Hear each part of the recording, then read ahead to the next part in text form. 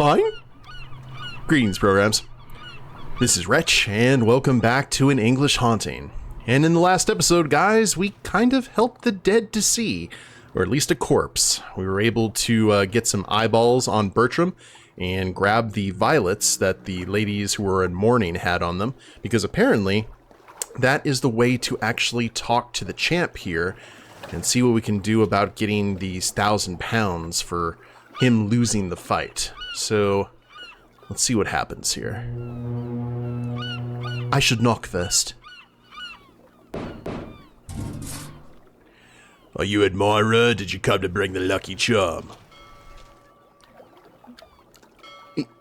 Yes, here it is.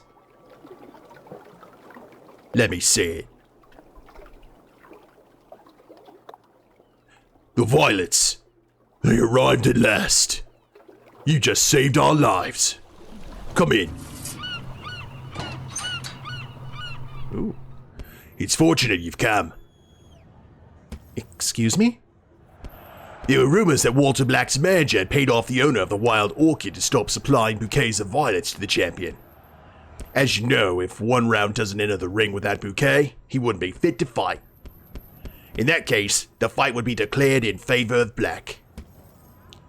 Really? Damn it. Well, beg your pardon? It would be a disgrace if Black were declared the winner because the flowers weren't delivered. Oh, indeed. Certainly. You can leave them in that crate by the lantern. Why is the bouquet of violets so important to 1 round? His mother gave him a bouquet of her favorite flowers on the day of his first fight. That very night before he entered the ring, he learned of her passing. When he was declared the winner of the fight, he believed it was his mother's flowers that acted as a lucky charm. It's as simple as that. If he doesn't enter the ring with the bouquet, he believes he'll lose. And that's never been the case. Isn't that right, champ? He's focused. Well, as I mentioned, you saved our skins. Until the match begins, you can stay here and admire the champion if you wish. Come on, champ. Give the bag a good old wallop, like it's Black's mug. Ooh. It's from last year. It advertised a fight between 1 round Jack and Samuel Cribb. Hey, leave the flowers there. And we'll talk to 1 round Jack here in a second. Ching Hook versus Kid Botcha. There's a tray with enough food to feed 3 people. It looks like a mix of mashed potatoes with beans, cabbage, and bacon. That's for the champ. He'll devour everything on that tray before stepping into the ring. Are you telling me he's going to wolf down all that food before the fight? Won't he feel heavy? I don't know that much about boxing, but I think that would be counterproductive. Are you kidding? 1 round has a stomach of steel. Oh, really?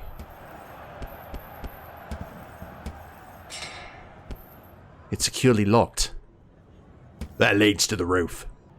Why would you want to go up there? It's just soot and pigeon crap. Manager, access.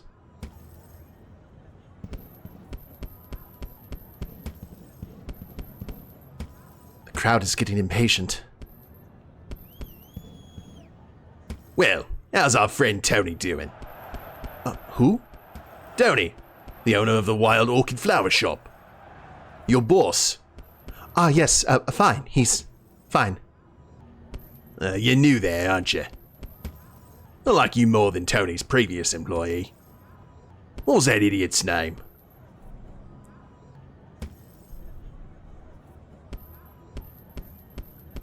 Ah, yes. Fletcher. Yes, Fletcher. Really? I guess that worked. I went to check out the ring and the crowd seems impatient. When will the fight start? I'm not concerned about the crowd. They're eager to see that champ knock Black out in the first round. And when that happens, don't forget all about the time they spent waiting. Patience. 1 round will enter the ring when he has to. Can I take the bouquet of violets? Are you crazy? Do you want 1 round to lose the fight? Well, what ingredients are in your champion's food? It's a special recipe I prepared to give him strength before stepping into the ring. Basically, it's a cabbage salad with bacon bits, chicken, eggs, pepper, onion, and celery. You should eat a similar meal. You look a bit thin. Has 1 round ever lost a fight? You're joking, right?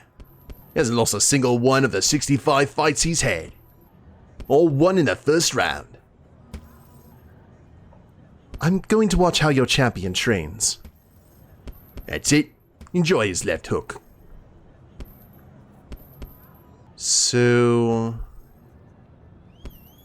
the rotten eggs. Gotcha. Okay. Do you want some advice? Champ doesn't take kindly to interruptions during his warm-up. One of those punches might land somewhere other than the bag, if you catch my drift. Alright, well in that case...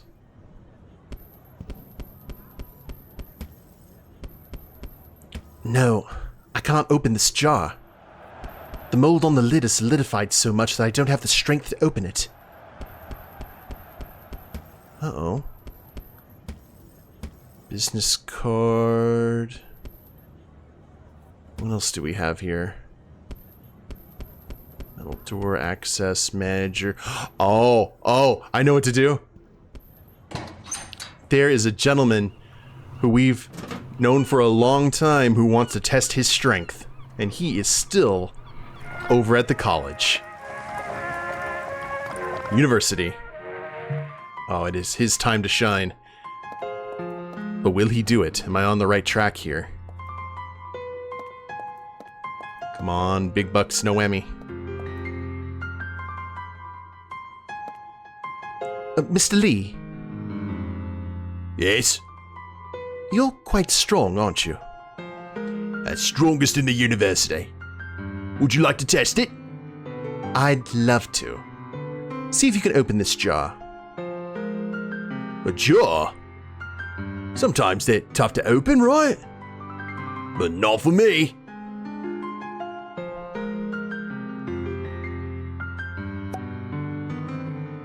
Look at the pop.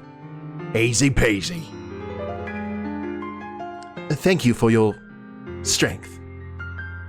It's been a pleasure, Professor. Now, if you excuse me, I'll continue admiring this lovely collection of trophies.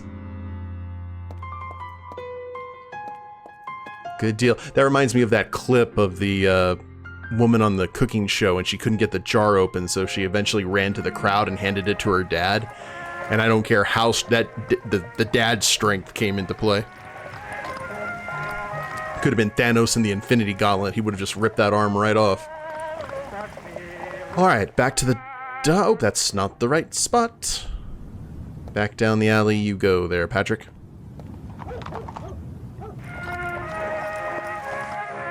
Guess that anchor might be a clue. Now, can we... Mine? Can we go back in here? Oh, it's you. Come in.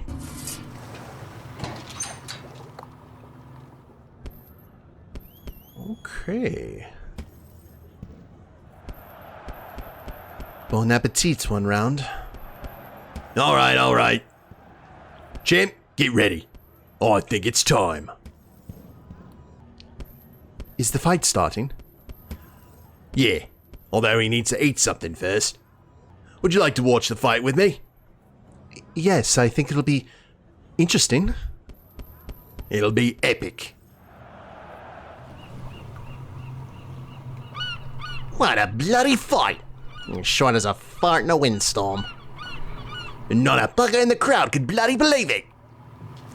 1 round must have shat himself with that kilo of grub before getting in the ring. Did you see how he kept grabbing his gut from the get-go? Black obviously saw that and went straight for his bloody stomach with a solid hook. Knocked him on his arse right quick. One round couldn't get back up. This might be the start of one round black, innit? I reckon I'll have to think twice before betting on the champ again.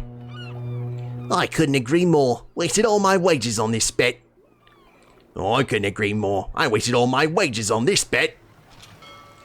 Fancy a swig at the dive later? I'll be there. I'm in the money. Well, oh wait, can we go back here and see the aftermath?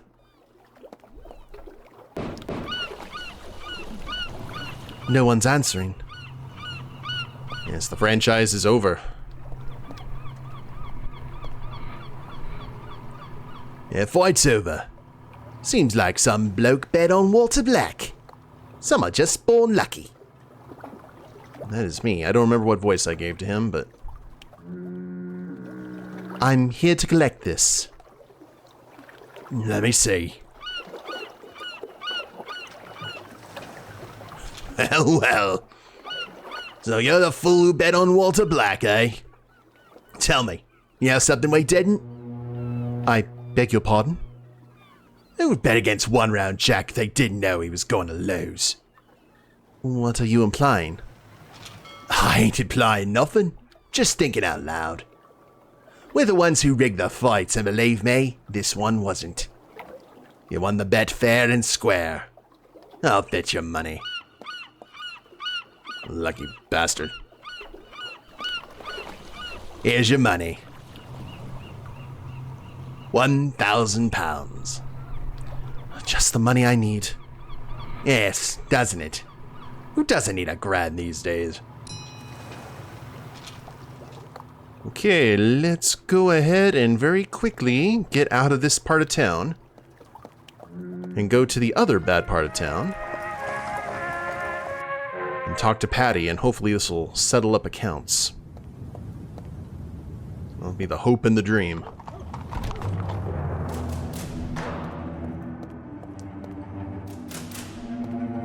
Good old Killian. Got the money yet? Yes, I carry it here with me. Let's see Paddy.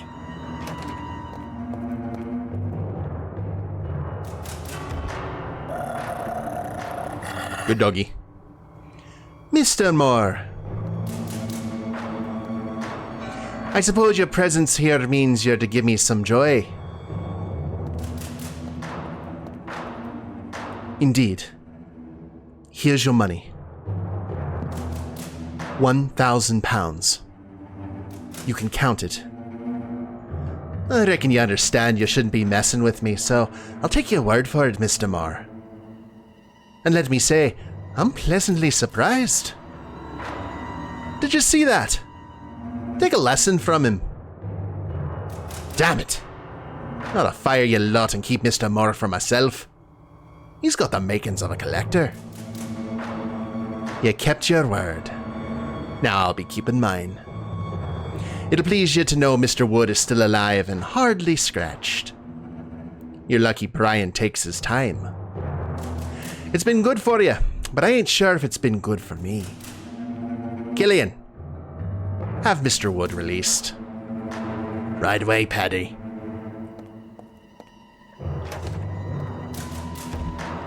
It was a pleasure doing business with you, Mr. Moore. By the way, you can keep the envelope.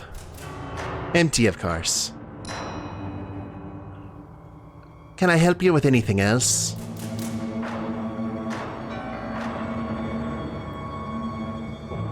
Mr. Wood's release is enough. Don't want to be talking big. All right. It has been a pleasure. And now, go see Mr. Wood and give him my regards.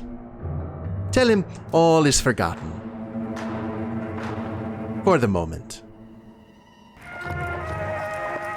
Oh, wow. We just had a whole bunch of areas just go away. Alright, Mr. Wood. Ooh. No body. Sorry, Bertram. Hello? Mr. Wood? Oh, welcome. Your face looks familiar. Do I know you? Yes, you were here before when... Yes, when Paddy's men took you away. I'm also the one who saved your skin. You paid off the debt? Indeed. Good heavens!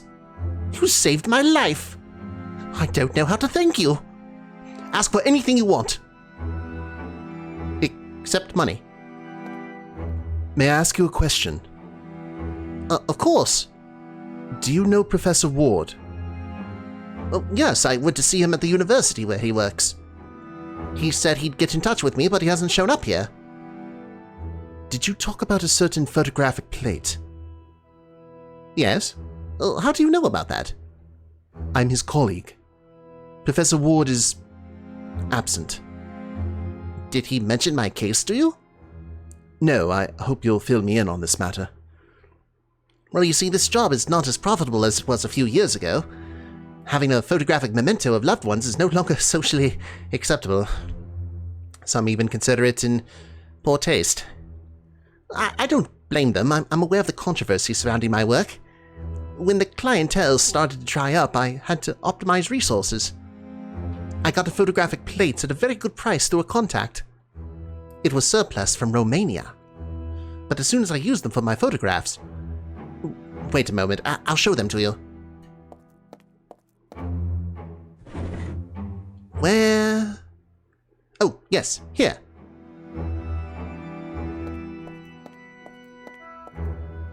Take a look at these. They were taken with the plates I'm talking about.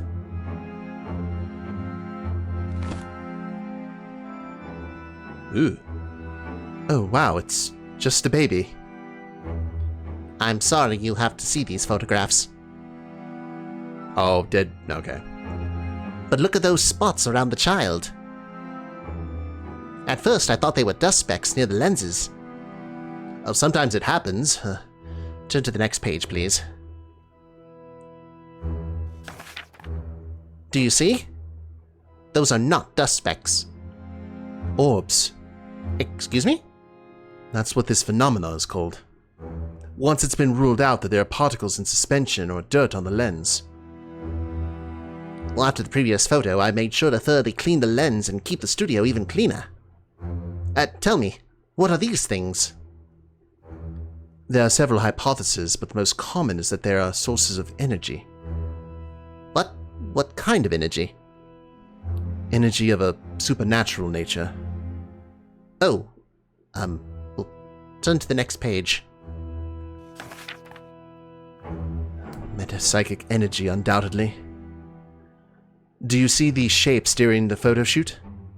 No, there was nothing there. Nor did I see them through the lens. Are you aware that you've captured a ghost on film, Mr. Wood? You don't say. Turn to the last page.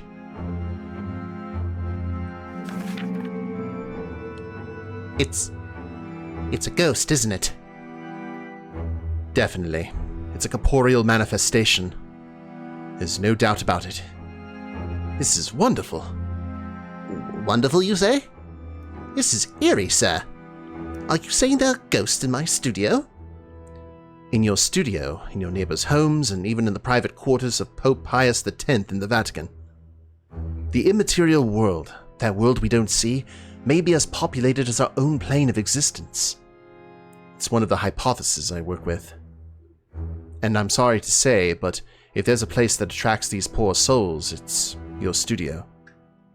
Remember, you photograph death. Damn it. Oh, don't worry. These manifestations only occur with those photographic plates you told me about, right? Yes, only with those. What else can you tell me about those plates? Origin? To whom did they belong? Only what I've told you. A contact imported them from Romania, but I don't know anything else. He might have more information. Do you want me to call him? It won't be necessary for now. What's important is that for some specific reason, these plates are sensitive to the immaterial world. That's why Professor Ward was interested in them as a key piece of the Box of Revelations. Beg your pardon? Oh, I was just talking to myself. I was quite frightened when I went to see your colleague looking for an explanation. I also told him I intended to burn the only one I had left because I was terrified to have it in the studio. He said not to touch anything until he showed up here. I suppose you want it, right? If you'd be so kind as to offer it to me, I would gladly accept it. Well, of course I'll give it to you. I never want to see it again. In fact, keep that album as well. I do not want to hear any more about it. I'm very grateful. Wait here. I'll bring you that plate right now.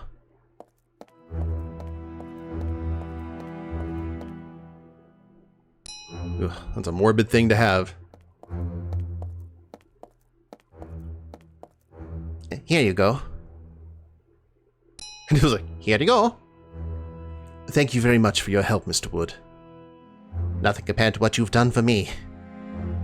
Well, I have work to do, so I bid you good afternoon. Hey, sir. Yes? Are you sure I don't have to fear anything from this ghost matter?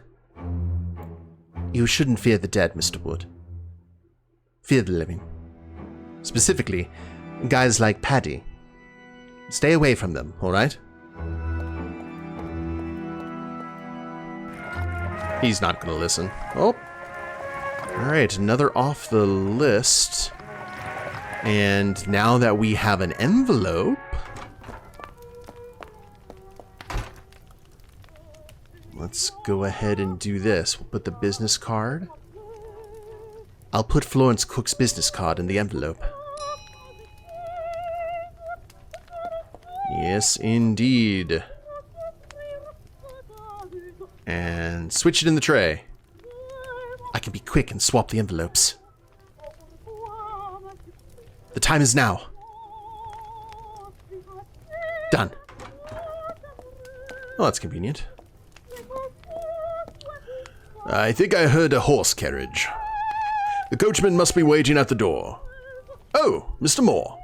I see you're still here. How'd you find my little library? Very interesting. I could spend all day perusing each and every volume. But I must be off. Thank you for your hospitality. It has been a pleasure meeting you, Mr. Moore. We may see each other again one of these days. Sooner than you think. Good afternoon, Mr. Crooks. Well, good afternoon, Mr. Moore. That's going to be an awkward reunion. Now, where did I leave that envelope with the address of the British Confederation of Scientific Society's headquarters? Ah, yes. On the tray. So I assume that is where it is going to go down. Well.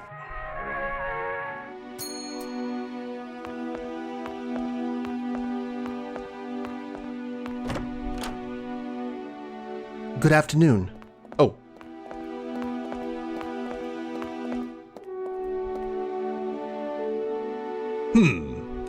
This is not the headquarters of the British Confederation of Scientific Societies. Are you Mr. William Crooks? Indeed. Do we know each other? Mr. Moore? What are you doing here? Florence? It's a pleasure to see you again, William. You're the one behind this setup. You must have switched the envelope intended for my coachman. Am I correct, Mr. Moore? Leave Mr. Moore alone, William. I don't know what methods he used to bring you here, but he was just fulfilling my wish.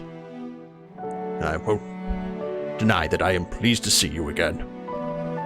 But Katie King, the manifestations, all that is now behind me. It belongs to the past. Today, I don't want to get involved in such matters. I am a respected scientist. I wouldn't have required your presence if it weren't... Yes, Mr. Moore has informed me of everything. I'm sorry about your illness. But that is not... Oh my God. I'm very angry about this situation, but... Let me look at you more closely. You are still as beautiful as ever. I'm not the young woman you once knew, Will. I'm old. Nor am I that handsome gentleman. Grey hair looks good on you. My eyes even find you more attractive than back then.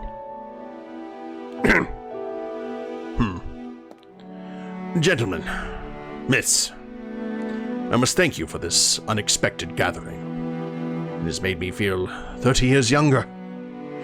As long as I get to spend more time with Miss Cook, I will do as she asks. Come with me, William. I'll explain everything to you.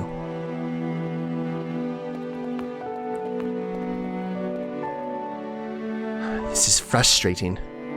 I thought Mr. Cooks would talk some sense into her.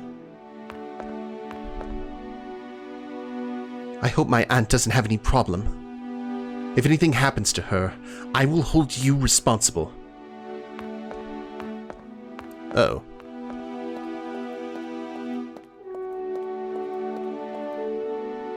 Well, I hope everything goes well.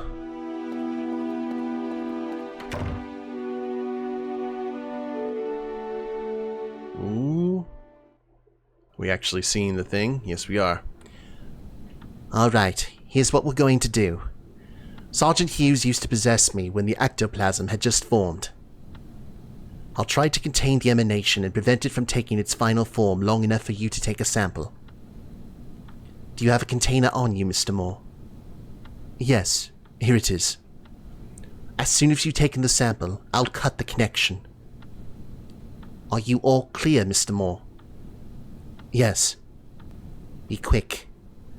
I don't want to give that bastard a chance to fulfill his threat. There's a lot of light in here. Do you need us to turn off the lights and close the curtains? Darkness, candles, and all that paraphernalia are just for ambiance and to influence the gullible. I could summon that bastard in the middle of Trafalgar Square. And Florence, you still have time. Please, this has gone too far. I'm aware of the danger and the decision is made. Whatever happens, I want you to know that I love you. As for you, William, I regret all the harm that I caused you. It never mattered to me, Florence. I managed to restore my reputation through my scientific discoveries. I'm not talking about that. I pushed you away when we could have had a nice life together. We still have time.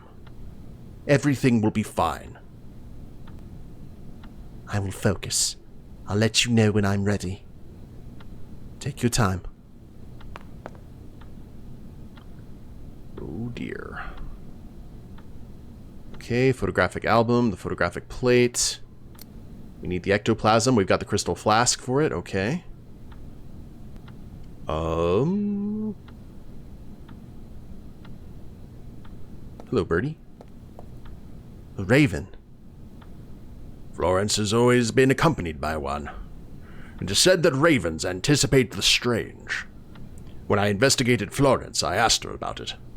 She told me the raven was her particular alarm. Now I understand. She was always on alert in case Sergeant Hughes reappeared. So if we hear the raven call, it means the entity is about to manifest. Why is a raven like a writing desk? I beg your pardon. Alright, we got a screen, we got, man, you get to feel the tension that something really bad is about to happen. Well, I guess now is a perfect time to go ahead and end the episode. I'm sorry, guys. But, yeah, I think our ability to get the ectoplasm here will be hopefully not at the expense of Florence Cook's life. But that will be the photographic plate, the ectoplasm. We're getting there, slowly but surely. But, yeah, we'll go ahead and end it here and pick it up with the ectoplasm gathering in the next episode. Hope you all have enjoyed it. If you liked the episode, please leave a like down below. Subscribe to the channel, leave a comment, that'd be a big help. And we'll see you next time. Later days, everyone.